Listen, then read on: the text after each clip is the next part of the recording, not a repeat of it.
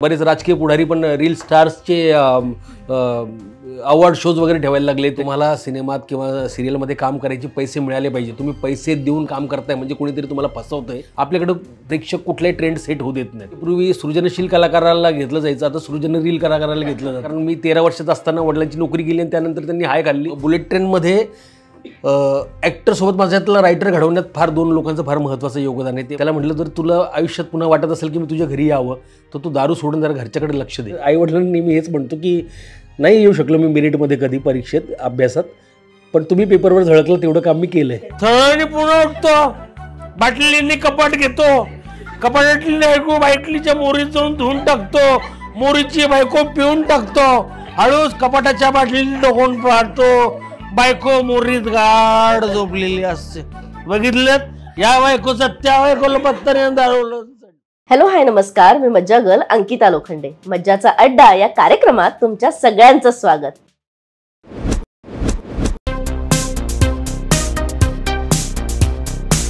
Makeup artist, लेखक ते यशस्वी अभिनेता, कसा होता हा प्रवास आज कळणार आहे मज्जाच्या अड्ड्यावर। अभिनेते योगेश शिरसाट येत आहेत त्यांचा स्ट्रगल सांगायला आज मज्जाच्या अड्ड्यावर। चला तर मग सुरू करूयात तुमचा आणि आमचा मज्जाचा अड्डा। सर खूप स्वागत आधी मज्जाच्या अड्ड्यावर। सगळ्यात आधी कसे आहात? मस्त, एकदम छान आणि फारच छान वाटतं तुम्हाला सगळ्यांना बघून। बरं आपण सुरुवात करूया मज्जाच्या अड्ड्यापासून। आम्ही तुमच्याबद्दल बरंच ऐकलंय किंवा आम्ही बऱ्याच इंटरव्ह्यू मधून जाणून घेतलंय तुमच्याबद्दल, पण आता आम्हाला एक वेगळे योगेश ऐकायचेत। कारण का आम्ही कधीच एका मालिकेपुरते किंवा एका कार्यक्रमापुरते आम्ही फार ओळखतो किंवा आम्ही सोशल मीडियावरून पटकन आपण जज करतो एखाद्याला, एखाद्या पोस्टवरून किंवा एखाद्या काय म्हणतात फोटोवरून की हा व्यक्ती असा असेल। जर मी आता विचारलं की योगेश शिरसाट नक्की कसे तर काय उत्तर असेल? मी माझ्याच तोंडून काय सांगू तुम्हाला, म्हणजे सोशल मीडियावर मी अनेकदा व्यक्त झालो आहे आणि मी अत्यंत संवेदनशील आहे आणि समाजाचं भान असलेलं एक व्यक्ती आहे आणि माझ्या लिखाणातून सुद्धा ते नेहमी येत असतं। म्हणजे हवाई युद्ध तरी मी आत्ता गेल्या 5-7 वर्षांपासून 7 वर्षांपासून करतो आहे। त्याच्या आधी कॉमेडीची बुलेट ट्रेन नावाचा एक शो होता कलर्स मराठीवर, त्यात अनेक सामाजिक प्रश्नांवर भाष्य करायला मला तिथं मुभा होती। ती नंतर आता कुठल्या चॅनलला राहिली नाही, तर मग वेगवेगळ्या माध्यमातून मी व्यक्त होत असतो। तसा मी आतून बाहेरून एकदम सारखाच आहे। म्हणजे अगदी घरी असलो की मी फॅमिलीचा असतो, कामावर असलं की मी त्या फॅमिलीचा असतो आणि मी जिथं असतो तिथला असतो, मी मित्रांमध्ये असलो की मित्रांमधला असतो। असा मी आतून बाहेर एकदम सारखा आहे, जसं तुम्हाला आता दिसतोय। अगदीच, पण आता तुम्ही बोलता बोलता म्हणालात की सामाजिक विषयांवर भाष्य करायला तुम्हाला नेहमीच आवडतं आणि तुम्ही करतोय। आता ती मुभा राहिली नाही, तर हे असं काय आहे? कारण का कधी कधी काय होतं, आपण ज्या मीडियाला बिलॉंग करतो हे प्रेक्षकांसमोर आणण्यासाठीच माध्यम आहे, बरोबर। आता तुम्ही एखादा विषय इथे मांडला तर तो मी ॲज इट इज दाखवणार चॅनलवर, कारण का हेच माझं माध्यम आहे प्रेक्षकांना दाखवण्याचं। आता ती मुभा राहिलेली नाही, कारण का पटकन प्रत्येकाच्या भावना हर्ट होतात। तेच, भावना खूप टोकाच्या झाल्यात, सगळ्यांच्याच भावना टोकाच्या झाल्यात। म्हणजे अगदी कुठल्या वर्गाला आपण नाही बोलू शकत, प्रत्येकाच्याच भावना टोकाच्या झाल्यात। म्हणजे मी एक स्किट लिहिलं होतं, त्यात मी सेन्सॉर बोर्डवाला, गावातलं सेन्सॉर बोर्ड आणि तिथे येणारा एक लेखक असं केलं होतं। तात्यासाहेबांचं काही नाही, तात्यासाहेब संघटना आहे, तात्यासाहेब संघटनांना वाईट वाटेल। म्हणजे आता कोणाची संघटना आहे, तात्यासाहेब, अण्णासाहेब, दादासाहेब, कोणाची संघटना असं मी त्यात मांडलं होतं। आता प्रत्येकाच्या संघटना झाल्यात आणि प्रत्येकाच्या भावना खूप टोकाच्या झाल्यात, कोणीच ऐकून घ्यायच्या मनस्थितीत नाही आणि कलाकाराला ती आता पहिल्यासारखी मुभा राहिलेली नाही आहे व्यक्त व्हायची। म्हणजे आर के लक्ष्मण जेव्हा एखादं व्यंगचित्र काढायचं तर ते राजकारण्यांना सुद्धा आवडायचं की ते आपल्याबद्दल कोणीतरी बोलतंय, आपल्याला रजिस्टर्ड करतं, हे त्यांना जास्त आनंद व्हायचा। जरी त्यांच्याबद्दल वाईट त्यांची टीका करत असली तरी त्यांना ते आवडायचं। पण आता राजकारण्यांपेक्षा त्यांचे जे कार्यकर्ते आहेत, म्हणजे सतरंजा उचलणारे, त्यांना जास्त त्रास होतो आणि ते जास्त पेटून उठतात, असं जरा सध्या परिस्थिती आहे अशी। पण लेखक म्हणून हे अशा प्रकारे व्यक्त न होणं, त्याची खंत तुम्हाला कितपत वाटते की व्यक्त होता येत नाही? नाही, काय असतं की पाण्याचा जो प्रवाह असतो, एका ठिकाणी जरी तुम्ही तिथं भिंत बांधली तरी तो प्रवाह दुसरीकडून कुठून तरी निघतोच। म्हणजे मला खंत काहीच नाही, मला एका ठिकाणी व्यक्त होता येत नसेल तर मी माझं व्यक्त होण्याचं माध्यम बदलतो, मी दुसरीकडे व्यक्त होतो। पण संवेदनशील माणसानं व्यक्त होणं थांबवलं नाही पाहिजे असं मला वाटतं। पण ह्या संपूर्ण प्रवासात तुमचा शो कॉमेडीची बुलेट ट्रेन तुम्ही म्हणाल, चला हवं त्यामधून तुम्ही आमच्यासमोर आलात, पण हा संपूर्ण प्रवास आणि ह्याची सुरुवात तुम्हाला कुटुंबियांचा कसा पाठिंबा होता आणि ह्याची सुरुवात तुमची कशी झाली नेमकी? नाही, मला कुटुंबियाचा पाठिंबा म्हणण्यापेक्षा मला माझ्या फॅमिलीचं असं होतं की एक तर मी फार अत्यंत गरीब कुटुंबातून, मी छत्रपती संभाजीनगरमधून आलो आहे. मी माझं ग्रॅज्युएशन पोस्ट ग्रॅज्युएशन मी संभाजीनगरमध्ये केलं आणि ते करत असताना नाटकाची गोडी लागली. म्हणजे तुम्हाला सांगायला मला काहीच हरकत नाही, मी 12वीला असताना सगळ्या मित्रांनी सायन्स घेतलं म्हणून मी पण सायन्स घेतलं होतं आणि 12वी सायन्सला मी फिजिक्स, केमिस्ट्री, मॅथ्स आणि बायो 4ही विषयांमध्ये मी नापास झालो होतो. फक्त इंग्लिश आणि संस्कृत 2च विषयात मी पास झालो होतो. आणि 10वीपर्यंत अशी परिस्थिती होती की माझा निबंध वर्गात शिक्षक वाचून दाखवायचं की योगेश किती छान लिहिले म्हणून. आणि निबंधात मी खूप रमायचो, लिहिण्यात रमायचो. पण मित्रांनी सायन्स घेतलं म्हणून मी घेतलं आणि नापास झालो. मग मी रिॲडमिशन आर्ट्सला घेतलं, मी पास झालो. मग BA फर्स्ट इयरला आमच्याकडे सरस्वती भुवन महाविद्यालय आहे, जिथं माझं बालवर्गापासून शिक्षण झालं, की तिथं नाट्यशास्त्र नावाचा एक विषय होता BAला. आणि 3 ऑप्शनल सब्जेक्ट असतात BAला. तर मी तिथं गेलो आणि मला नाट्यशास्त्र घ्यावं असं वाटलं. तिथं असं असतं की प्रत्येक विषयाला 25 विद्यार्थी नसतील तर तो विषय बंद होतो आणि त्या प्राध्यापकांची कुठेतरी बदली होते.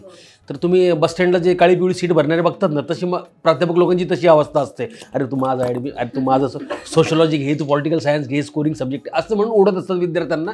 त्यावेळेला विद्यार्थ्यांना काही कळत नसतं. तर त्यावेळेला नाट्यशास्त्राचे तिथं एक टेबलवर बसलेले सर होते.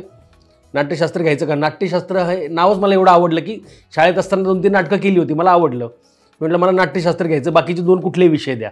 आणि मग मी BAला नाट्यशास्त्राला माझी सुरुवात झाली. आणि तिथं मला डॉक्टर दिलीप गारे जे माझे गुरु आहेत, म्हणजे अनेक मोठमोठ्या लोकांचे गुरु आहेत ते, मकरंद अनासपुरे, मंगेश देसाई, अरविंद जगताप, खूप लोकांचे गुरु. ते स्वतः कधी सांगत नाही, आम्ही विद्यार्थी त्यांच्याबद्दल बोलतो. डॉक्टर दिलीप गारे म्हणजे गाजराची पुंगी नावाचं नाटक तुम्ही जर बघितलं असेल त्याचे ते मला भेटले. आणि मग तिथं नाटकाची गोडी लागली आणि मग मी नाटक करत गेलो. मग नाट्यशास्त्रामध्ये मी MA झालो. मग नाट्यशास्त्रात मी 7 वर्ष प्राध्यापकी केली संभाजीनगरला. आणि मग ते सोडून मग एक दिवस ठरवलं की इकडे यायचं आणि इकडे आलो. असा प्रवास आहे, फार थोडक्यात सांगितला. मग आणि संघर्ष प्रत्येक कलाकाराच्या वाट्याला असतो, पण मी तो संघर्ष खूप एन्जॉय केला. म्हणजे रेल्वे स्टेशनवर झोपणं असो किंवा प्लॅटफॉर्मवर पेपर अंथरून झोपणं असो. इथं मित्र म्हणतात की ये मुंबईला मी आहे, आणि आल्यावर मोबाईल बंद, मग कुठंतरी राहायचं. ज्या सिरियलच्या शूटिंगला 9चा कॉल टाईम आहे, तिकडे 7ला सकाळी पोहोचलेलो, संभाजीनगरवरून आलेलो, राहायची व्यवस्था नाही. मग ते वॉचमन दार उघडत नाही, मग त्यांना सांगायचं अरे मी ॲक्टर आहे, मला येऊ द्या. मग त्या छोट्या मेकअप रूममध्ये जेट स्प्रेनेच आंघोळ करायची आणि तिथं सगळ्या कलाकारांची वाट बघत बसायची. आणि संपलं की परत औरंगाबादला म्हणजे संभाजीनगरला निघून जायचं आणि परत यायचं. असा मी 8-10 वर्ष तसा प्रवास केला खूप. पण त्या संघर्षात, त्या प्रवासात मला लिखाणाला एवढं खाद्य मिळालं. म्हणजे बसमध्ये, ट्रेनमध्ये, चालत असताना, रस्त्यावर जी माणसं भेटली ती मला लिखाणाला आज कामी येत आहेत. म्हणजे बहुतेक ती माझी इन्व्हेस्टमेंट होती ज्याच्यावर मी आज कमाई करतोय. सर, सिनेसृष्टीत तुम्ही जेव्हा आलात तर ही गोष्ट तुमच्या आईला मान्य नव्हती, असं तुम्ही बरेचदा बोललात की माझ्या आईचा विरोध होता. तर मग तुम्ही काय सांगाल? म्हणजे आईला तुम्ही कसं पटवून दिलं की हे क्षेत्र काय आहे, आणि काय सांगाल तुम्ही कुटुंबाने तुम्हाला कितपत मग सपोर्ट केला? नाही, मला विरोध असा नव्हता, पण अनप्रेडिक्टेबल एक क्षेत्र आणि त्यांना माहीत नव्हतं. एक तर परिस्थिती अशी की पटकन काहीतरी कर बाबा. मी 8वीपासूनच मी म्हणजे रस्त्यावर ओरडून पेपर वाटणे, सकाळी 5ला उठून 4ला उठून पेपर वाटणे, दूध वाटणे, असं करत मग मंगल कार्यालयात काम करणे, केटरिंगची कामं करणे, असं कामं करून मी घरी पैसे देत होतो. पण जेव्हा मला मी नाटकाच्या नादी लागलो तर मला फुल टाईम नाटकाला द्यायचं होतं, पण पैसे कमवणं पण गरजेचं होतं. कारण मी 13 वर्षात असताना वडिलांची नोकरी गेली आणि त्यानंतर त्यांनी हाय खाल्ली, त्यानंतर काहीच केलं नाही. मी घरात मोठा असल्यामुळे सगळी जबाबदारी माझ्यावर होती. तर आईला असं वाटायचं की हा जर याच्या नादी लागला नाटकाच्या तर मग घरात पैसे कसे येणार. मग मी रोजगार म्हणून त्यावेळेला मी मेकअप शिकलो. संभाजीनगरला असताना मी मेकअप शिकलो आणि मेकअपमधून मला बऱ्यापैकी पैसे मिळायला लागले रंगभूषेतून. म्हणजे मी नाटकांची मेकअप केली, राज्यनाट्य स्पर्धा असो, एकांकिका स्पर्धा असो, टेलिफिल्म असेल, छोटे छोटे शॉर्ट फिल्म्स असतील त्याचा मेकअप, काही शोज असतील त्याचे मेकअप, अगदी मी ब्रायडल मेकअपसुद्धा नवरदेव नवरींचे सुद्धा मेकअप केले त्यावेळेला. हो. आणि त्याच्यातून मला बऱ्यापैकी पैसे मिळाले आणि मला पूर्ण वेळ मग नाटकाला देता यायला लागला. तर तो हळूहळू विरोध मावळला. मग जेव्हा पेपरमध्ये नाव यायला लागले, एकांकिका स्पर्धामध्ये पु ल करंडक स्पर्धा सलग 3 वर्ष मला बेस्ट ॲक्टर होतं, किंवा सवय 2011चा सवय अभिनेता आहे मी, सवय एकांकिका स्पर्धेचा. तर ते पेपर म्हणजे आमच्या मराठवाड्यात 25 वर्षाच्या इतिहासात पहिल्यांदा कोणाला तरी बेस्ट ॲक्टर मिळालं होतं सवयीचं, ते मला होतं. तर त्यामुळे हळूहळू विरोध मावळला आणि आता करतोय हा काहीतरी. मग नावाच्या मागं प्राध्यापक लागलं. 7 वर्ष मी जी प्राध्यापकी केली ती म्हणजे क्लॉक आवर बेसिस, CHB टीचर म्हणतात त्याला, पिरियड बेसिसवर, ज्यांचा त्यावेळेला 6 महिन्यातून एकदा पगार होतो, दिवाळीत आणि उन्हाळ्यात. म्हणजे जे ऊसतोड कामगार असतात तशीच परिस्थिती नाही प्राध्यापकांची त्या CHB टीचरची. पण नावामागं प्रा लागलं होतं एवढंच काय ते, त्याच्यामुळे लग्न झालं माझं की हा प्राध्यापक आहे. पण त्यांना माहीत नव्हतं काय अवस्था आहे त्याची. पण हळूहळू विरोध मावळला. मग क्राईम डायरी नावाची सिरियल होती ज्याचं शूटिंग संभाजीनगरलाच व्हायचं महिन्यातून 7 दिवस. तर त्याच्यामध्ये मी काम करायला लागलो. त्यात मग खून, दरोडे, बलात्कार सगळं केलं मी त्याच्यात. त्या क्राईम डायरीमध्ये गुन्हेगाराचे रोल असायचे. त्याच्यामुळं एक ठरलेलं लग्न पण मोडलं होतं माझं. पण मग हळूहळू विरोध मावळला आणि मग त्यांना वाटलं की आता याला करायचं तर करू द्या, ठीक आहे, असं झालं. म्हणजे ठरलेलं लग्न मोडलेलं ते काय किस्सा होता? म्हणजे माझं लग्न ठरलं, मुलगी पसंत झाली, मी पसंत झालो, सगळं झालं. आणि त्याच दिवशी रात्री 11 वाजता क्राईम डायरीवर हे लागलं, माझा एपिसोड लागला. तो सलग 7 दिवस 7 एपिसोडची स्टोरी होती. ती मुंबऱ्याचीच घटना होती. एक सज्जाद गोशी नावाचं एक गुन्हेगाराचं पात्र केलं होतं मी, ज्याने जो मर्डर करायचा, तुकडे तुकडे करून कुत्र्यांना खाऊ घालायचा, विकृत होता आणि तो सिरियल किलर होता. त्यांनी ते पाहिलं आणि ते उग्र रूप आणि ते एवढं खरं वाटलं. ती मुलगी म्हटली मला याच्यासोबत नाहीच राहायचं, तुम्ही लग्न मोडा. आणि माझं लग्न मोडलं ते. ह्याला जोडून एक प्रश्न विचारते की चित्रपटसृष्टीत यायचा अभिनय म्हणाला की एक ॲक्टर म्हणून काम करणं आजही आपल्या इंडस्ट्रीमध्ये रंग, रूप आणि लूक यावरून पाहिलं जातं. तर तुमच्या बाबतीत कोणती घटना घडली आणि तुमच्यासाठी हे किती सहज आणि सोपं होतं? नाही, मला नाही वाटत माझ्या पर्सनॅलिटीमुळं मला कुठले काही मला कधी मर्यादा आली. उलट आपल्याकडं पर्सनॅलिटीपेक्षा गुणवत्तेला मराठी इंडस्ट्रीमध्ये जास्त बघितलं जातं. आणि मला तसा काही अनुभव आला नाही. पण फॉलोअर्समुळं कामं जातात हे मात्र मी अनुभवलं आहे. म्हणजे एका ॲडचं शूटिंग होतं माझं, मी शॉर्टलिस्ट झालो, माझी विमानाची तिकीटं आली, जयपूरला शूटिंग होतं, सगळं ठरलं सगळं. आणि 2 दिवसानंतर जाणार. आणि ज्या प्रॉडक्टची ती ॲड होती त्या प्रॉडक्टवाल्यांनी माझे इंस्टाग्रामचे माझे फॉलोअर्स चेक केले. नाही इसके फॉलोअर्स कमी आहे, इसको कॅन्सल करू, असं म्हणून कामं गेलीत. रंगरूपापेक्षा असे फॉलोअर्समुळं कामं म्हणजे जातात.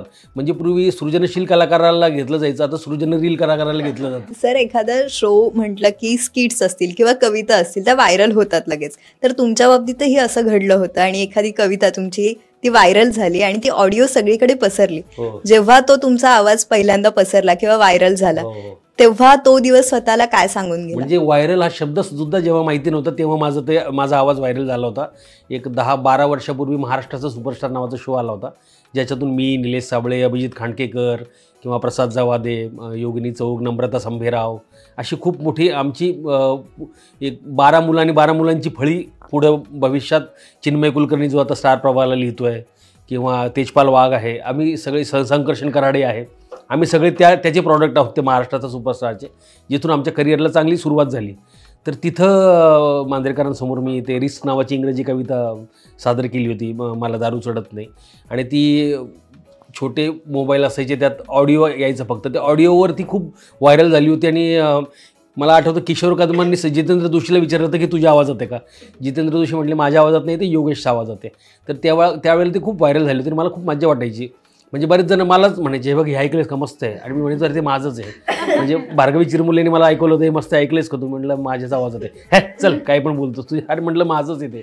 12 वर्षापूर्वी केलं होतं. ते अजूनही बऱ्याच ठिकाणी व्हायरल होतं, यूट्यूबवर आहे, बऱ्याच ठिकाणी आहेत. सर, एक छोटीशी झलक त्याची. अरे वा, ती झलक छोटीशी नाही, ती अख्खीच करावी लागते. एक 2 ते 3 ओळी तरी ऐकायला आवडेल. रिस्क नावाची इंग्रजी कविता आहे, बऱ्याच लोकांनी भाषांतर केलं आहे त्याचं. मला दारू चढत नाही, दारू पिण्याची माझी स्पेशल सिस्टीम आहे. दारू प्यायची असली की मी ती झोपण्यापूर्वी पितो. बायको पलंगावर गाढ झोपलेली असते, मी हळूच माझ्या खोलीत येतो, कपाटातून बाटली काढतो, फळीवरचा ग्लास घेतो, बाटलीचं बूच काढतो, बाटली ती दारू ग्लासात ओतून घेतो, बाटलीला बूच लावून कपाटात ठेवून देतो, ग्लासातली सगळे दारू पिऊन मोरीत जाऊन ग्लास धुवून टाकतो, ग्लास फळीवर ठेवून देतो, हळूच बायकोच्या खोलीत डोकावून पाहतो, बायको पलंगावर गाढ झोपलेली असते. बघितलं, या कानाचा त्या कानाला पत्ता नाही आणि दारू मला अजून चढलेली सुद्धा नाही. थोड्या वेळाने मी पुन्हा उठतो, बाटलीने ग्लास घेतो, बाटलीतली दारू ग्लासात धुतून घेतो, ग्लासातली सगळी दारू पिऊन मोरीत जाऊन ग्लास धुवून टाकतो, बाटलीला बूच लावून फळीवर ठेवून देतो, हळूच बायकोच्या खोलीत डोकावून पाहतो, बायको पलंगावर गाढ झोपलेली असते. बघितलं, या कानाचा त्या कानाला पत्ताने आणि दारू मला चढलेली सुद्धा. थोड्याने मी पुन्हा उठतो, बाटलीने ग्लास घेतो, बाटलीतली दारू बायकोच्या पलंगावर जाऊन पिऊन टाकतो, ग्लास फळीवर जाऊन धुवून टाकतो, हळूच बाटलीच्या कपाटाला बूस लावून ठेवून देतो आणि हळूच बायकोच्या पलंगात डोकावून पाहतो. बायको पलंगावर गाढ झोपलेली असते. बघितलं, या कारणाचा त्या कारणाला पत्ता नाही, दारू अजून चढलेली सुद्धा नाही. थोड्या वेळाने पुन्हा उठतो, बाटली बायको घेतो, बायकोतली दारू कपाटात चोरून पिऊन टाकतो, ग्लास बाटलीच्या कपाटात चोरून धुवून टाकतो, हळूच बायकोच्या कपाटात डोकावून पाहतो, बाटली कपाटावर गाढ झोपलेली असते. बघितलं, या बाटलीचा त्या बाटलीला पत्ता नाही, दारू चढली सुद्धा नाही. थोड्या वेळाने पुन्हा उठतो, बाटलीने कपाट घेतो, कपाटातली बाटलीच्या मोरीत जाऊन धुवून टाकतो, मोरीची बायको पिऊन टाकतो, हळूच कपाटाच्या बाटलीने डोकावून पाहतो, बायको मोरीत गाढ झोपलेली असते. बघितलं, या बायकोचा त्या बायकोला पत्ता दारू चढ असं ते आहे.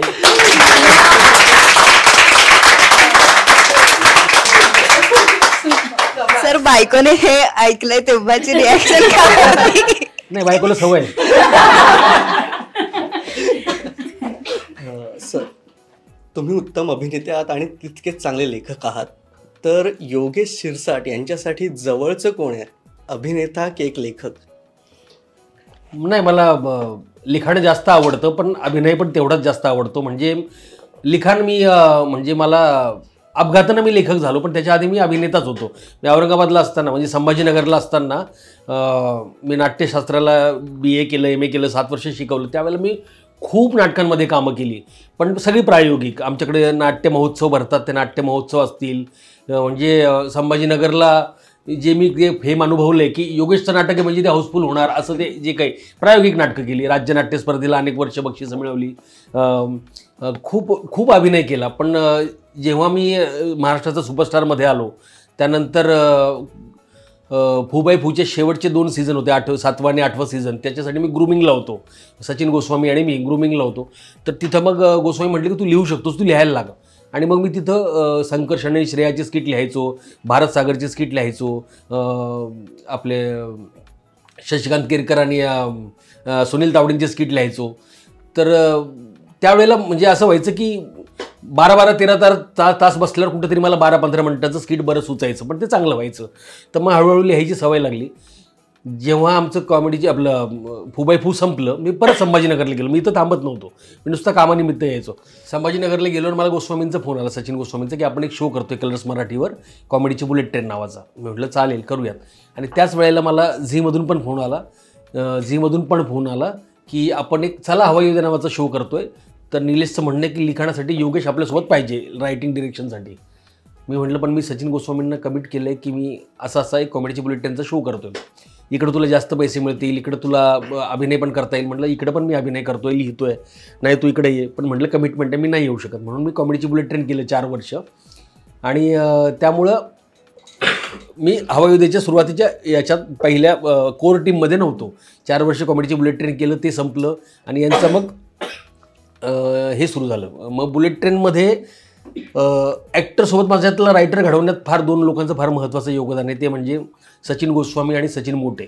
त्यांनी मला वेळप्रसंगी कान धरून, शिव्या देऊन, प्रेमानं सांगून आणि चांगलं झालं की खूप कौतुक करून त्यांनी मला शिकवलं. आज मी जे काही बरं लिहू शकतो त्याच्यात त्या 2 लोकांचा खूप मोठा वाटा आहे. म्हणजे मी अपघातानं लेखक झालो, पण आता मला लिखाण पण खूप आवडतं. आणि अभिनय तर तो म्हणजे खरं तर श्वासच आहे तो आपला.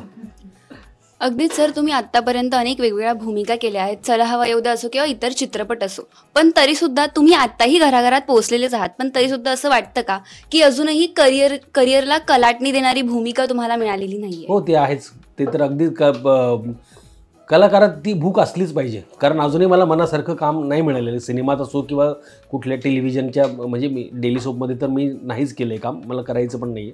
पण अजूनही ती भूक आहे की असं काहीतरी मनासारखं काम. कदाचित मी नाटक लिहीन, त्यात मी स्वतःच तसं काम करीन, किंवा एखादा सिनेमा लिहीन. आता लवकरच एक माझा सिनेमा येतो आहे, मी लिहिलेला, त्यात मी काम नाही केलं. त्यात पण मला एक ड्रीम रोल होता माझ्यासाठीच, पण वेळेअभावी मला तो करता आला नाही, तो राहून गेलं. पण भविष्यात कधीतरी होईल मनासारखं काम. म्हणजे मला सखाराम बाइंडरसारखं एखादं सखाराम करायचं आहे कधीतरी, किंवा गिधाडे नाटकातलं एखादं पात्र करायचं आहे. ती आहे इच्छा, बघूयात कधी पूर्ण होते. सर आता तुम्ही बोलता बोलता म्हणालात की ती भूमिका नाही करता आली. सो याआधी सुद्धा या भूमिकेव्यतिरिक्त असं कधी झालंय का की ती भूमिका तुमच्या वाट्याला येणार होती पण समहाव ती नाही आली आणि तुम्हाला आता असं वाटतं की ती जर भूमिका मला मिळाली असती तर कदाचित काहीतरी अजून चांगलं झालं असतं? हां, असं झालंय बऱ्याचदा, पण अगदीच ती भूमिका नाही मिळाली असती तर काहीतरी चांगलं झालं असतं असं काही नाही. 1-2 रोल असे गेलेत माझे की जे वेळेमुळं किंवा क्लॅश होत असल्यामुळं माझे सिनेमे गेले, असं 2-3 वेळा झालं आहे. पण अगदीच त्याला पश्चाताप नाही आहे की काहीतरी चांगलं होणार आहे, मी फार आशावादी आहे त्या बाबतीत. सर, कोणत्याही अभिनेत्यासाठी किंवा कलाकारासाठी चाहत्यांची प्रशंसा खूप महत्त्वाची असते किंवा कौतुकाची थाप महत्त्वाची असते. तर तुमच्या नाटकांनंतर किंवा एखाद्या स्किटनंतर आलेली अशी कोणती प्रशंसा आहे का की तुमच्या लक्षात आहे? मी एका इव्हेंटला गेलो होतो संभाजीनगरला, जवळ एक MIDC एरिया वाळूज म्हणून, तिथं मी एका इव्हेंटला गेलो होतो आणि एक माणूस प्रचंड प्यायलेला आणि तो मला सोडेच ना, माझ्या घरी तुमचे खूप फॅन आहेत, तुम्ही प्लीज चला. आणि तो मला ओढत खूप प्यायलेलं होतं. मी म्हटलं कुठे याच्या नादी लागतं, चला. एक तर खूप गर्दी होती, तो ओढत त्याच्या घरात घेऊन गेला. तर त्याची आई, बायको, मुलं, वडील वगैरे सगळे उठून बसले आणि म्हणजे योगायोगानं टेलिव्हिजनवर पण मीच दिसत होतो, माझं स्किट चालू होतं आणि मी समोर, हे बघा हेच आणि तो फुल प्यायलेला. त्याची आई मला बाजूला घेऊन म्हणते की दादा तुम्ही तरी याला समजावा, म्हणे घरदार सगळं उद्ध्वस्त करून टाकलं, जमिनी विकल्यात, नुसता दारू पितो, याला काहीतरी समजावा.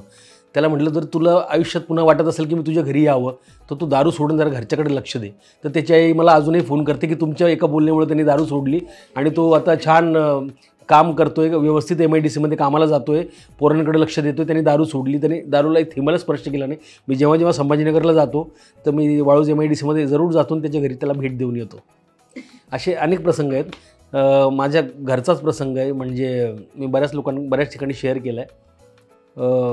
मी घरात एकतर करता सगळं मी सांभाळतो आहे आणि जेव्हा मी निर्णय घेतला की बायको आणि मुलाला घेऊन मी आता मुंबईत शिफ्ट होणार, तर माझे आईवडील थोडेसे घाबरले, खचले. त्यांना वाटलं की हा सगळं घरात लक्ष देतो आहे, सगळं सांभाळतो आहे ना, हा निघून गेला तर आपल्याकडे कोण लक्ष देणार.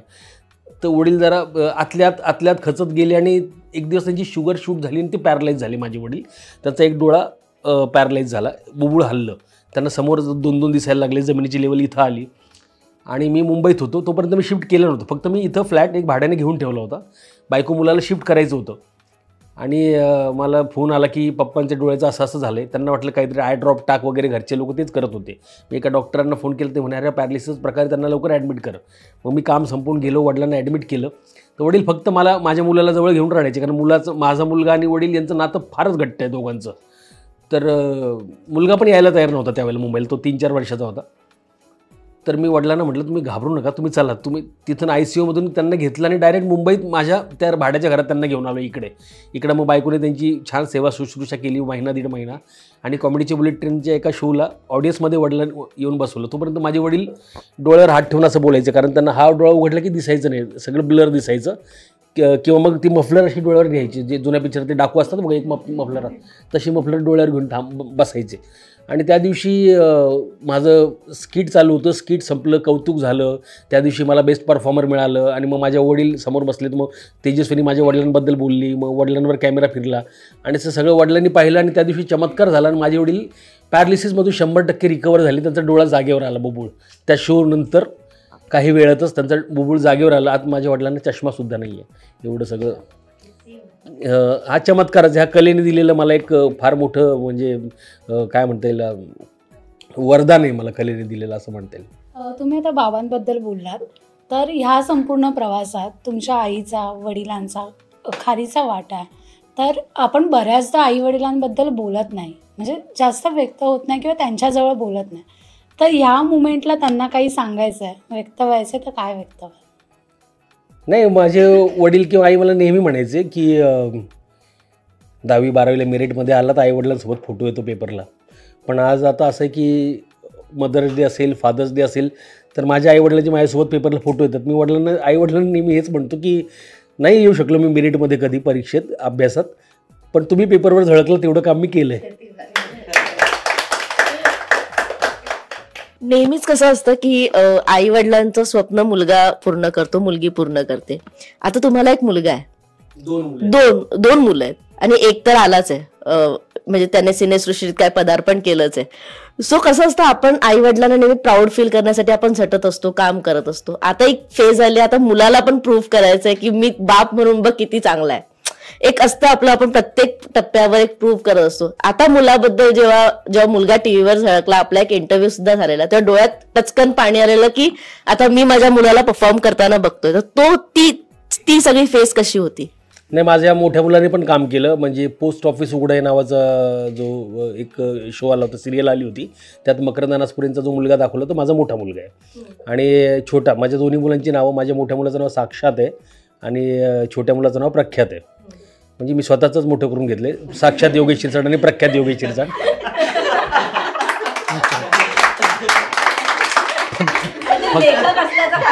हां, फक्त मोठं झाल्यावर त्यांनी त्यांचं नाव नालायक सांगून म्हणजे झालं, नालायक योगेश शिरसाट. पण दोन्ही पोरं फार गुणी आहेत. मोठा मुलगा सगळ्यात मोठा माझा समीक्षक तोच आहे की पप्पा तुमचं हे स्किट नाही आवडलं किंवा पप्पा तुमचं हे लिखाण नाही आवडलं. आणि त्याला जरा जास्त कळतं, म्हणजे डिरेक्शन पॉईंट ऑफ व्ह्यूने त्याला चांगलं कळतं. आणि छोटा पोरगा माझ्यासारखाच आहे, मस्तीखोर, मजा करणारा, प्रत्येक गोष्टीत आनंद घेणारा, प्रत्येक गोष्टीत रमणारा, तसा तो आहे. आणि दोघंही छान काम करतायत, सगळं अभ्यासही सांभाळून सगळं करतायत. आणि जसं माझ्या आईवडिलांनी कधी मला थांबवलं नाही की तू हे करू नकोस ते करू नकोस, तर मीही त्यांना थांबवलं नाही. आणि पोरांचे करिअर काय दररोज बदलतात, कधी त्यांना क्रिकेटर व्हायचं असतं, कधी ॲक्टर व्हायचं असतं, कधी काय व्हायचं असतं, मध्येच त्याला IAS ऑफिसर व्हायचं असतं. तर मी त्याला म्हटलं तू 10वीपर्यंत तू ठरव रोज तुला काय व्हायचं आहे, नंतर तुझा तू निर्णय घे. त्यामुळं पण आनंद असतो, अभिमान असतो. आता म्हणजे मी 2-2, 4-4 दिवस घरी जायचो नाही, किंवा घरची काळजी करत असतील किंवा आपण कुठं फिरतोय काय करतोय याची जाणीव व्हायची नाही. तर आता स्वतः बापाच्या भूमिकेत आल्यावर मला कळतं की आपला बाप त्यावेळेला काय फील करत असेल. म्हणजे वडील कौतुक तोंडावर कधीच करायचे नाही, अजूनही करत नाहीत, पण पेपरात आलेलं नाव दाखवत फिरतात सगळीकडं. म्हणजे योगेश टीव्हीवर दिसतोय, म्हणजे सुरुवातीला जेव्हा मी पहिल्यांदा टीव्हीवर दिसत होतो तर प्रत्येकाला फोन करून वडील सांगत होते योगेश टीव्हीवर दिसतोय, योगेश टीव्हीवर दिसतोय. म्हणजे काही रॉंग नंबर लागले तरीसुद्धा त्यांना सांगत होते योगेश टीव्हीवर दिसतोय. तर ते असतं कौतुक, फक्त तोंडावर करत नाहीत वडील कौतुक, पण वडिलांना पण तेवढंच कौतुक असतं, आईला पण खूप कौतुक असतं. सर, चला हवा योद्ध्यामध्ये आम्ही प्रख्यातला बघितलं, लहान तोंडी मोठा घासमध्ये तो आलेला. तो जेव्हा आला तेव्हा घराणेशाहीवरून तुम्हाला बरंचसं बोललं गेलं, ट्रोल केलं गेलं, त्या कमेंट्स होत्या. काय सांगाल तुम्ही याबाबत, तुमचं मत काय होतं? पण मी त्याच्यासाठी कधी प्रयत्नच केले नाही. मी त्याला रीतसर ते लहान तोंडी मोठा घास चालू होतं आणि त्याच्या आधी त्याला निलेश भेटलेला होता, कुशल भेटलेला होता, भाऊ भेटलेला होता, आमचे चॅनलचे लोक त्याला भेटलेले होते. आणि तो चुणचुणीत आहे, तो बोलायला घाबरत नाही, तो मस्त गप्पा मारतो सगळ्यांशी. तर सगळे म्हणत होते की त्याला पाठव, ऑडिशनला तरी पाठव. म्हणून मी त्याच्या ऑडिशनलाही मी गेलो नाही. माझी बायको आणि तो गेले, ऑडिशन देऊन आले, तो सिलेक्ट झाला. मग त्याचे स्किट्स मलाच लिहावे लागले. पण मी जरी लिहित असलो तरी डिरेक्ट करायला दुसरं कोणीतरी असायचं. मी अजिबात त्याच्याकडे लक्ष दिलं नाही. आणि काय ट्रोल करायला काय, आता त्या लोकांना काहीच करू शकत नाही आपण. त्यांना ते ट्रोल करणाऱ्यांना जर तुम्ही चेक केलं तर त्यांचे 2-3 फॉलोअर्स असतात, त्यांच्यामुळे त्यांच्याकडे लक्ष द्यायचं नाही.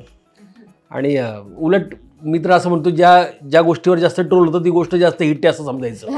अगदीच. पण मला एका विषयावर बोलायचं आहे की जेव्हा तुम्ही मेकअप आर्टिस्ट होता किंवा मेकअप करत होता, एखाद्या कलाकाराचा तेव्हा मेकअप केला जो आत्ताच्या घडीला सगळ्यात उत्तम कलाकार आहे, किंवा असं काही घडलंय? मी अशा लोकांचा मेकअप केलेत. मी बालाजी तांबेंचा मेकअप केला आहे. त्यावेळेला ते साम टीव्हीवर त्यांचं एक यायचं, तर त्यांचं संभाजीनगरला एक शो होता मोठा, तर त्यांचा मी मेकअप केलेला आहे. मी भारत गणेशपुरेंचा मेकअप केलेला आहे. मी भाऊ कदमचा मेकअप केलेला आहे. मी एक संभाजीनगरला एक सिनेमा शूट होत होता, त्यात मी अलका कुबलांचा मेकअप केलेला आहे. मी मकरंद अनासपुरेंचा मेकअप केला आहे. बऱ्याच लोकांचे मेकअप केले तुम्ही. पण हा इतका मोठा प्रवास आहे, कारण का ज्या कलाकारांचा मेकअप केला, कट टू त्याच कलाकारांसोबत एका स्किटमध्ये काम करणं आणि त्याच कलाकारांसाठी स्किट लिहिणं. आणि सगळ्यात महत्त्वाचं, संकर्षण कराडे राज्यनाट्य स्पर्धेला त्याला 3 वर्ष बक्षीस आहे आणि 3 वर्ष त्याचा मेकअप मी केला आहे. तो 1 वर्ष तर असं होतं की मी मुंबईत होतो, तो म्हटलं काही करा, योगेशला बोलवा, त्याने मेकअप केलं तरच मला बक्षीस मिळतं. आणि असं अनेकांचं होतं, अनेक लोकांचं होतं. राज्यनाट्य स्पर्धा असतील, एकांकिका स्पर्धा असतील, मी ज्यांचा मेकअप करायचो त्यांना पहिलं बक्षीस मिळायचं. तर मी लकी मेकअप आर्टिस्ट होतो त्यावेळेला, त्यामुळे माझ्याकडून मेकअप करून, आणि मी अशा लोकांचे पण मेकअप केलेत की एकांकिका स्पर्धेला मी ते मेकअप रूममध्ये चिठ्ठी लावली आहे, रंगभूषेसाठी संपर्क. आणि एक खूपच उस्मानाबाद जवळच्या कुठल्या तरी खेड्यातून, धाराशिव जवळच्या कुठल्या तरी खेड्यातून एक एकांकिका करणारे 7-8 पोरं आले होते. ते म्हटले, दादा आम्हाला आहे ना एकांकिकेला मेकअप तर करायचा आहे, पण आमच्याकडे पैसे नाहीत. म्हटलं, भाऊ मी फुकट मेकअप करत नाही, तुम्ही मला 10 जण आहे ना, प्रत्येकजण 1-1 रुपये द्या, मला 10 रुपये द्या म्हटलं तुम्ही. ते म्हणे, हां दादा तेवढे आम्ही देऊ शकतो. तर मी त्यांच्याकडून 10 रुपये घेतले आणि त्यांचा मेकअप केला आणि त्यांना ते एका स्पर्धेत बक्षीस मिळालं आणि त्यांना काहीतरी रोख रक्कम काहीतरी 3,000 का मिळाली, 3,000. तर ते आले की दादा तुमचं किती मेकअपचे पैसे तेवढे. म्हटलं राहू दे. म्हणजे नाही तुमच्यामुळे आम्हाला बक्षीस मिळालं. म्हटलं माझ्यामुळे नाही, तुमच्या टॅलेंटमुळे मिळालं. असे पण मेकअप मी केलेत खूप गरजू लोकांसाठी. मी मेकअपची शिबिरे घेतली आहेत. त्यात माझी एक विद्यार्थिनी होती, जेव्हा मी मुंबईत यायचा निर्णय घेतला, एक विद्यार्थिनी, तिला वडील नाही आहेत, आई मोलमजुरी करते आणि ती मेकअप शिकायची माझ्याकडे. तर मी इकडं मुंबईला येताना माझी सगळी मेकअप किट मी तिला देऊन आलो. ते मेकअप किट तिच्यासाठी एवढी लकी ठरली, तिने रंगभूषेवर प्रबंध सादर केला, तिला दिल्ली सरकारचं तिला फेलोशिप मिळाली आणि ती आता रंगभूषेत PhD झाली. आता मागच्याच महिन्यात तिचं लग्न पण झालं आणि तिचं एकदम छान रंगभूषेवर तिचं छान करिअर चालू आहे. किती भारी. पण हे सगळं आम्हाला प्रथमच कळतंय. पण सर कसं असतं की या इंडस्ट्रीत आल्यानंतर प्रत्येकाला स्ट्रगल असतो. हो. एका कामापासून सुरुवात करावी लागते. तुम्ही मेकअप आर्टिस्ट पासून सुरुवात केली, ध्यानीमध्ये नसताना इतकं मोठं यश पदरात पडलं. अशा मुलांना काय सांगाल, आज जर एक संधी दिली की या इंडस्ट्रीत यायचं असेल तर हा स्ट्रगल करणं भाग आहे. कारण आता कसं आहे की आता मुलं येतात इंडस्ट्रीत, त्यांना लगेच मोठ्या पडद्यावर झळकायचं असतं, त्यांना लगेच ओव्हरनाईट स्टार व्हायचं असतं. तर त्या मुलांना आता काय सांगाल जे खेड्यापाड्यातून येतात, त्यांना काय म्हणतात, हे खूप ग्लॅमर दिसतं, या पडद्यामागची मेहनत किंवा पडद्यामागचं सत्य आपल्याला माहिती आहे, हे त्यांना कदाचित माहिती नाही. त्यांना फक्त टीव्हीवर आपण दिसतो म्हणजे ग्लॅमर दिसतं. त्या मुलांना काय सांगाल? की त्यांना माझं हेच सांगणं आहे की मी बघितलं आहे संभाजीनगरमध्ये आमचा नाट्यशास्त्री विभाग खूप मोठा आहे. तर तिथं नाटकात सगळ्या 8-8 दिवस लीड रोल करणारा मुलगा जेव्हा मुंबईत येतो आणि इथं आल्यावर त्याला काम मिळत नाही, कुठंतरी गर्दीत उभं राहायचं काम मिळतं, तर तो एवढा खचून आणि एवढा फ्रस्ट्रेट होतो की तो परत निघून जातो.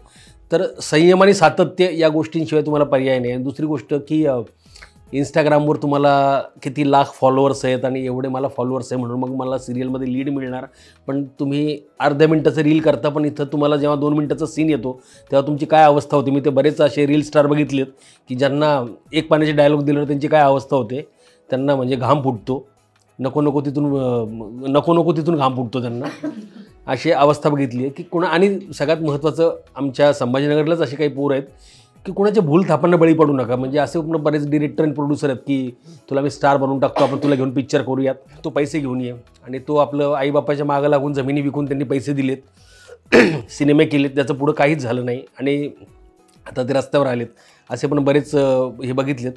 तुम्हाला सिनेमात किंवा सिरियलमध्ये काम करायचे पैसे मिळाले पाहिजे. तुम्ही पैसे देऊन काम करताय म्हणजे कोणीतरी तुम्हाला फसवतं आहे, हे तुम्ही लक्षात घेतलं पाहिजे. हे या लोकांना मला सांगणं आहे. कारण मी असे खूप उदाहरणं बघितले, त्यांचे वडील मला फोन करतात, आमच्या पोरांनी इकडं 2 लाख रुपये भरलेत आणि तो त्याला सिरियलमध्ये घेणारे पिक्चर. म्हटलं पैसे भरून तुम्हाला सिरियलमध्ये कुठलं नाही, त्यांनी चॅनलला भरलेत. माझ्यासमोरच फोन केला होता चॅनलला. म्हटलं कुठल्याच चॅनल असं पैसे घेत नाही कुणाला रोल देण्यासाठी, तुम्ही फसवले गेलात हे मान्य करा. तर त्यांना तेही मान्य नसतं, नाही याला वाटतं की आमच्या पोरांनी येऊ नये इकडं, उलट माझ्यावरच हे करतात. ठीक आहे, तुम्ही मग ठरवा आणि तुम्हाला नंतर कळेलच. मगाशी पण आणि आत्ता पण तुम्ही रील स्टारचा एक उद्देश केला. आता बऱ्याचदा आपण टेलिव्हिजनवर पाहतो, काही अवॉर्ड शोजमध्ये पण रील स्टार पुढे येताना दिसतात. त्यांना रेड कार्पेटवर संधी मिळाली आहे किंवा अँकरिंगची संधी मिळाली आहे. तर हे रातोरात मिळालेले यश आहे किंवा सोशल मीडिया काही फॉलोअर्सने मिळालेलं यश आहे. तर याबद्दल तुमचं मत काय? काही कलाकार मित्र पण याबद्दल बोललेले आहेत की रील स्टार्सला पुढे आणून अशा प्रकारे त्यांना प्रेझेंट केलं जातं, तर हे त्यांना मिळणारे यश आणि मग नंतर पडद्यावर काम करताना त्यांची उडणारी धांदल, तर ह्याबद्दल तुमचं काय? नाही सगळेच रील स्टार तसे नाही आहेत. म्हणजे काही असे पण आहेत की ज्यांचे फॉलोअर्स आहेत आणि ते टेलिव्हिजनवर आल्यावर पण चांगलं काम करत आहेत. आणि प्रत्येकजण आपापला फायदा बघतो, की कुठल्याही चॅनलला वाटतं या रील स्टारला घेऊन आपण जर काही केलं तर त्याचे एवढे फॉलोअर्स आहेत तेवढे आपल्या TRPकडे वळतील, असं त्यांचं एक साधं सरळ गणित असतं, हिशोब असतं. ते किती होतं म्हणजे जे मोबाईलचा प्रेक्षक आणि टेलिव्हिजनचा प्रेक्षक हा एक आहे, अजून मला तरी मान्य नाही आहे. कारण जो प्रेक्षक मोबाईलवर असतो तो टेलिव्हिजनवर 9:30 वाजता मला आता ही सिरियल बघायची आहे याची असं कधीच नसतं. तर ते वेगळं आहे, पण ते त्यांना तसं वाटू शकतं.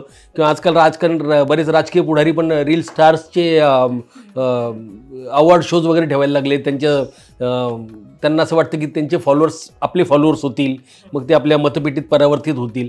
चांगला उद्देश आहे त्यांचा, तसं झालं तर चांगलीच गोष्ट आहे, पण असं होईल मला असं तरी वाटत नाही, मला तरी. सर, राजकारणात तुमचा वावर आहे आम्हाला सगळ्यांनाच माहिती आहे, तर राजकीय दृष्ट्या मराठी सिनेसृष्टीला कितपत पाठिंबा मिळतो, काय सांगाल याबद्दल? नाही, आता चांगले दिवस आहेत आणि मराठी सिनेमाला सगळेच राजकीय नेते चांगला पाठिंबा देतात.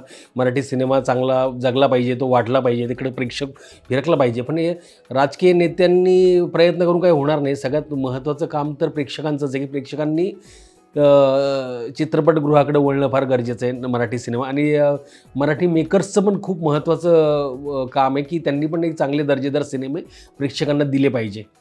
म्हणजे आपल्याकडे प्रोड्युसर मिळतो आहे, आता काय हायवेला जमीन गेली, 2 कोटी आलेत, मी टाकतो पैसे, मला पिक्चर करायचा आहे असं म्हटलं की 2-4 डिरेक्टर त्याच्याकडे जातात आणि काहीतरी थातूरमातूर करतात.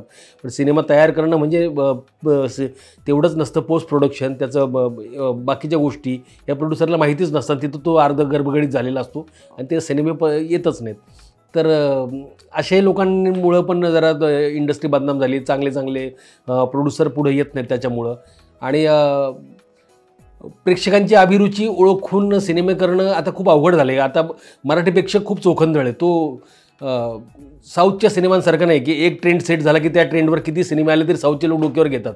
आपल्याकडं प्रेक्षक कुठलाही ट्रेंड सेट होऊ देत नाहीत. म्हणजे एक सैराट आला, त्याच्यानंतर सैराटसारखे अनेक सिनेमे आले पण ते कुठले चालू शकले नाही. एक दुनियादारी आला, त्याच्यासारखे अनेक सिनेमे आले ते चालू शकले नाहीत. आपल्याकडे प्रेक्षक ट्रेंड सेट होऊ देत नाही. प्रेक्षकांना नवनवीन गोष्टींची भूक आहे, गोष्टींची आवड आहे. तर तसे नवनवीन विषय आपल्या सिनेमात आले पाहिजे असं मला वाटतं. सर, तुम्ही बऱ्याच चित्रपटांमध्ये लक्षवेधी भूमिका साकारली आहे, पण दुनियादारी छोटी भूमिका, पण ती लक्ष वेधून घेणारी भूमिका होती. आणि दुनियादारीमधली जी भूमिका आहे ती अजूनही आठवते आणि त्यातले अजूनही सीन्स आठवतात. पण त्या चित्रपटाच्या शूटिंग दरम्यान तुम्हाला कोणता मित्र असा भेटला जो अजूनपर्यंत तुमच्या सोबत आहे आणि तुम्ही त्याच्याशी संवाद साधता अजूनही? मला त्या सिनेमाने एवढे मित्र दिलेत. खरं तर सगळ्यात महत्त्वाचा मित्र दिला तो म्हणजे अंकुश चौधरी सर. अंकुश चौधरी सरांसोबत म्हणजे ते माझ्यासाठी लकी स्टार आहेत. म्हणजे दुनियादारी सिनेमा करायच्या आधी माझं करिअर म्हणजे जवळजवळ शून्य होतं, काहीच नव्हतं. मेकअप करणे, पथनाट्य करणे एवढंच माझं काम होतं. पण दुनियादारीनंतर माझं करिअर बदललं. दुनियादारीनंतर मला खूप कामं मिळाली. फुबाईपूचं 8वं सीझन असेल, मग कॉमेडीची बुलेट ट्रेन असेल, हे सगळं मिळालं. कॉमेडीची बुलेट ट्रेन एक दिवस थांबली आणि आता काय बघू पुढं काय होईल ते. आणि त्याच वेळेला मला अंकुश सरांसोबत दुसरी फिल्म मिळाली, ट्रिपल सीट नावाची. ट्रिपल सीट फिल्म करत असताना हवायुद्धाचे कलाकार विदेश दौरा करत होते. ते 11 देश फिरत होते आणि त्या विदेश दौऱ्याच्या वेळेला जरा थोडंसं प्रेक्षकांना ते आवडलं नाही. थोडंसं रेटिंग पण घसरलं होतं आणि निलेश तिकडं एकटा पडला होता खूपच रायटिंगला. त्याला तर तो तिकडून मला फोन करायचा. तर ऑस्ट्रेलिया आणि लंडन दौरा हे 2 दौरे मी ट्रिपल सीट शूटिंग चालू असताना मी इथं लिहून त्याला पाठवले आणि ते 2 दौरे जरा वर्क झाले. तिथून ते परत आले चॅनल हेड होते मयेकर. ते म्हटले की कशामुळे झाले 2 दौरे का वर्क झाले. तर त्यांनी सांगितलं की योगेश पण होता लिहायला. तर काही करा, योगेश आता सध्या काय करतो, त्याचं बुलेट ट्रेन संपलं, तर काही करत नाही आहे, तर त्याला बोलून घ्या. आणि मग मी हवायुद्धामध्ये जॉईन झालो. म्हणजे अंकुश चौधरी सर माझ्यासाठी एक लकी स्टार आहेत. आणि अंकुश चौधरी असतील किंवा आपला राजेश भोसले असेल, सुशांत शेलार असतील, हे खूप चांगले मित्र मिळाले मला त्या दरम्यान. अजिंक्य जोशी, राजेश भोसले, अंकुश सर, मी, संजय जाधव, आम्ही तर रोज शूटिंग संपल्यावर रोज रात्री गप्पा, मज्जा, पार्टी. आणि त्या सिनेमाने मला खूप दिलं. म्हणजे सिनेमाचं शूटिंग असं असतं आणि इतकं छान असतं. 1 महिना मी जवळजवळ माझ्या घरच्यांना विसरलो होतो, एवढं मी एन्जॉय केलं दुनियादारीच्या वेळेला. सर, तुम्ही अभिनेते म्हणून उत्तम आहातच, आम्ही तुम्हाला बघत आलोच आहोत. त्यात तुम्ही विनोदही खूप छान करा, अगदी शब्दात तुमचा विनोद आहे. पण ॲट द सेम टाईम तुमच्यातलं तुम्ही सामाजिक भान पण जपता. म्हणजे बोलता तुम्ही रिक्षावाल्यांचा उल्लेख केलात, पगार उशिराने मिळणाऱ्या शिक्षकांचा उल्लेख केलात, तर हे सामाजिक भान कसं आलं आणि ते अजूनपर्यंत जपण्याचं नेमकं गमक काय? नाही, त्याचं कारण म्हणजे वाचन.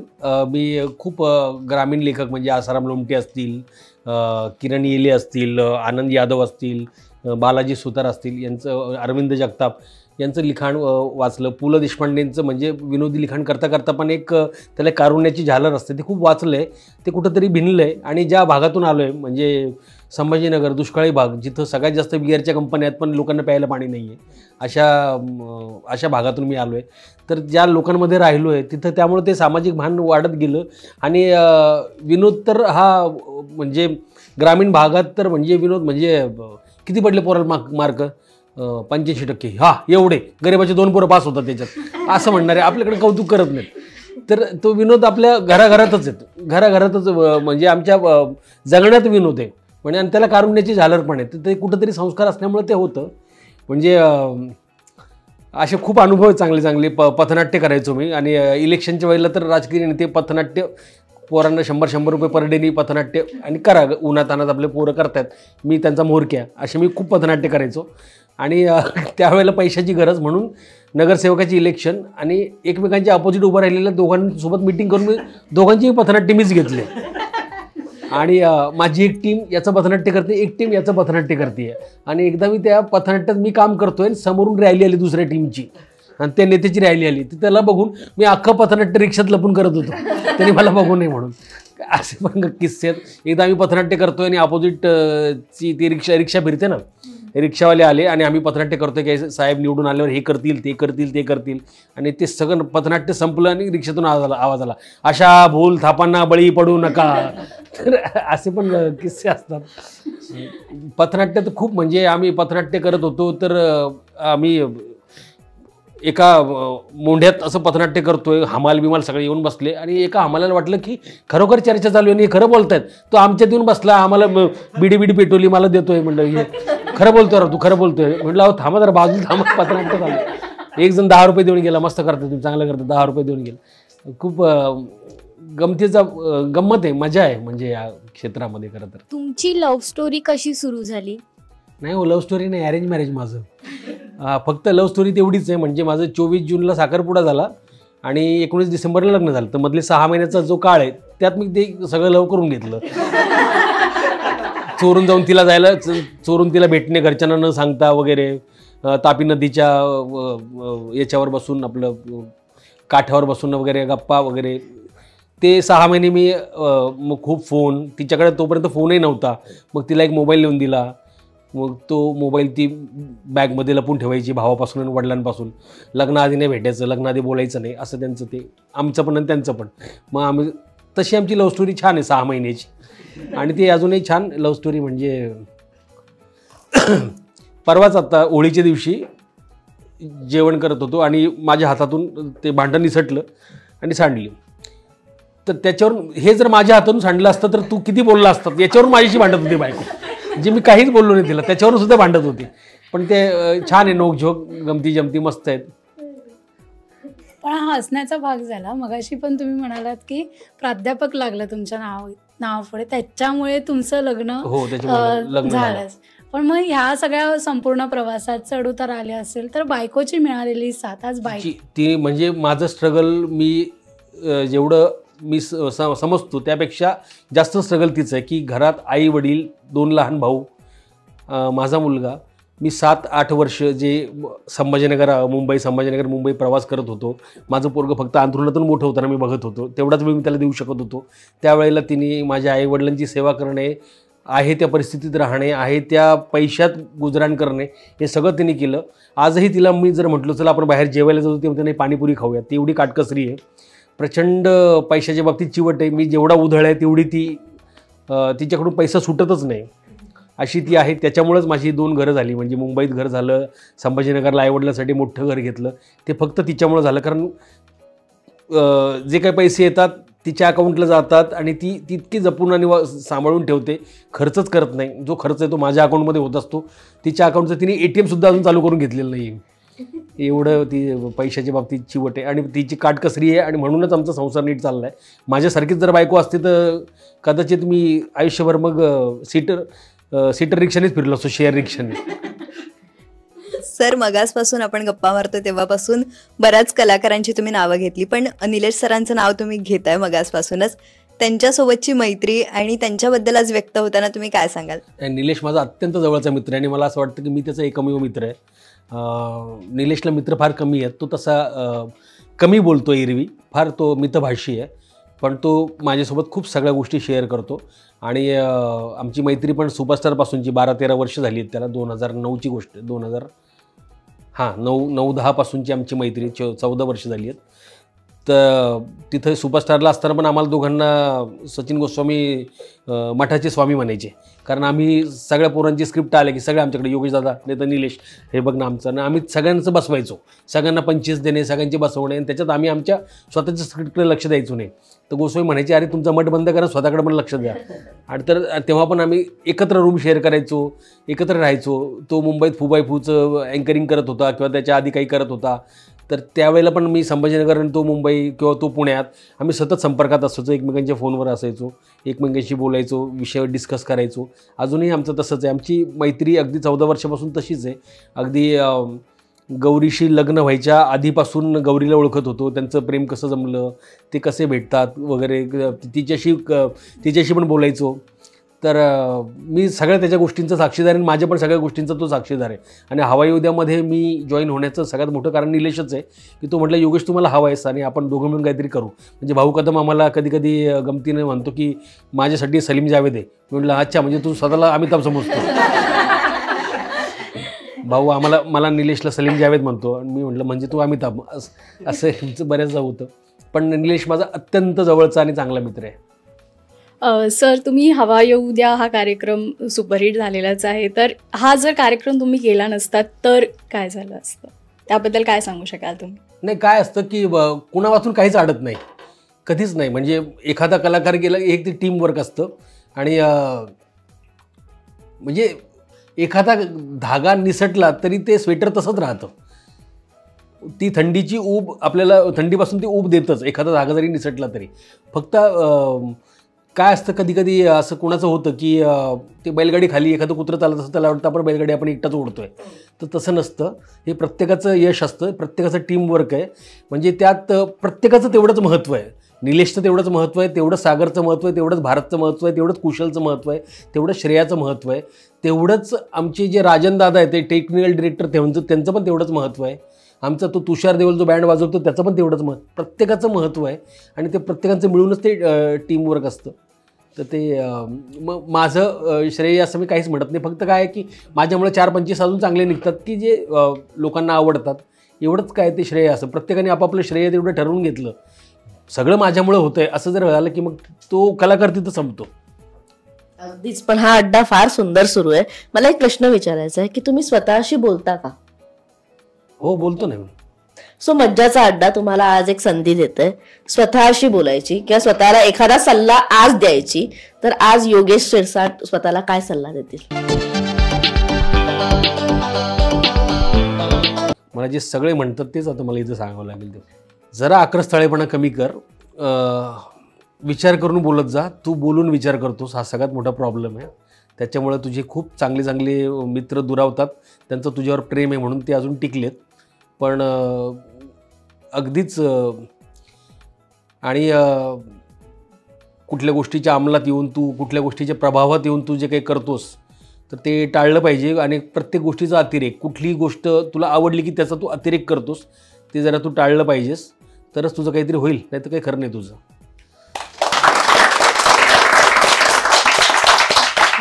सो हा मज्जाचा अड्डा खरं तर तुमच्यामुळे रंगलाय. तुम्हाला कसं वाटलं या अड्ड्यावर येऊन? अरे मला मज्जा आली, खूपच खरंच मज्जाच्या अड्ड्यात मज्जा आली. मला एक किस्सा आठवतो. मी पुण्याला एका सिनेमाचं शूटिंग करत होतो आणि त्या शूटिंग दरम्यान मला फिरायला एक गाडी दिली होती. त्यावेळेला माझ्याकडे गाडी बिडी नव्हती. मी आपला पुण्याच्या शिवाजीनगरला उतरलो बसमधून आणि मग मला फिरायला गाडी होती. 2-3 दिवस माझं शूटिंग होतं. तो गाडीवाला एवढा फॅन, तो रोज व्हिडिओ कॉल लावायचा. हे बघितलं कोणी माझ्यासोबत, हे बघ हे योगेश शिरसाट, ओळखलं का, असं तो प्रत्येकाशी रोज मला बोलायला लावायचा. आणि तुमचा खूप मोठा फॅन आहे वगैरे वगैरे बरंच बोलला. आणि शेवटच्या दिवशी त्याने मला शिवाजीनगर बसस्टँडला परत सोडलं आणि त्याने, सर तुमची सही. म्हटलं सही काय रे मित्रा, फोटो घे. नाही ते वाउचरवर सही पाहिजे तुमची. तू मला गाडीत सोडलं, त्याचं ते मला मालकाला दाखवावं लागेल. असं ते अतिशहाणपणा केला, असं आकर्षस्थळेपणा मी खूप, म्हणजे मी अति ओव्हर एक्साइट होतो. माझ्या सोसायटीमध्ये पण भांडायला सगळ्यात पुढे असतो मी. अन्याय माझ्यात अपरिचित येतो अचानक भांडायला, आणि मला भांडायला प्रचंड आवडतं. म्हणजे असं अन्याय होत असेल तर मी कुठे, मी बसमध्ये, रेल्वेमध्ये, रस्त्यावर काही असं अन्याय होताना, चुकीचं होताना दिसलं की मी भांडतो. कुणी रस्त्याने थुकताना दिसलं रस्त्यावर, की कुणी काही अशी बाटली गाडीतून अशी बाटली फेकली तर ते मला, मी पुढं जाऊन त्याला शिव्या देऊन ती बाटली उचलायला लावतो. इतकं मी उगाचच, मी ट्रेनमध्ये पण शिव्या दे, लोकांशी भांड. माझी बायको फार वैतागते, तुला असं वाटतं की तुला सगळे ओळखतात म्हणून तुला काही करणार नाही, तुला इगो आहे. म्हटलं इगो नाही, मला चुकीचं दिसलं की भांडावं असं वाटतं, असं होतं. बरं, तुम्ही इथे आलात, इतका छान वेळ दिलात, त्यासाठी मज्जा करून एक छोटंसं गिफ्ट. अरे वा. सो थँक्यू सो मच की तुम्ही मज्जाच्या अड्ड्यावर आलात आणि आम्हाला इतका छान वेळ दिला. कारण आम्ही पहिल्यांदाच तुम्ही इतकं काय काय केलं हे आम्हाला आज पहिल्यांदा कळलं. कारण का कसं होतं, आम्ही फार लोकांकडून ऐकतो किंवा आम्ही पटकन जज करतो, किंवा एखादा इंटरव्ह्यू येतो, एखादी मुलाखत येते, आम्ही वाचतो आणि पटकन हा व्यक्ती असाच असेल किंवा हा व्यक्ती असा आहे का. सो आज या अड्ड्यावर येऊन आम्हाला तरी पर्सनली सगळ्यांना आवडलं. मला पण खूप मज्जा आली, खरंच मजा आली. आणि खूप पत्रकार म्हटल्यावर जरा भीती वाटते. त्यांचे प्रश्न म्हणजे कधी कधी असं होतं की माझे पोरं बरी प्रश्न विचारतात, पण आज खूप सेन्सिबल आणि चांगली प्रश्न विचारली सगळ्यांनी. मला उत्तर द्यायला मजा आली. असंच बोलवत येत राहीन. मेहरबा के बुला लो, चाहो जिस वक्त हमें, हम वक्त तो है नहीं जो लौट कर आ न सके. याच शायरीवाल्या नोटवर आपण हा व्हिडिओ संपवतोय. तुम्हाला हा इंटरव्ह्यू कसा वाटला आम्हाला नक्की कळवा. लाईक करा, शेअर करा, कमेंट करा आणि सबस्क्राईब नक्की करा. तोपर्यंत मी मज्जागल अंकिता माझ्या संपूर्ण टीम सोबत आणि योगेश सरांसोबत घेते तुमचा निरोप. Bye bye. Bye bye. Thank you.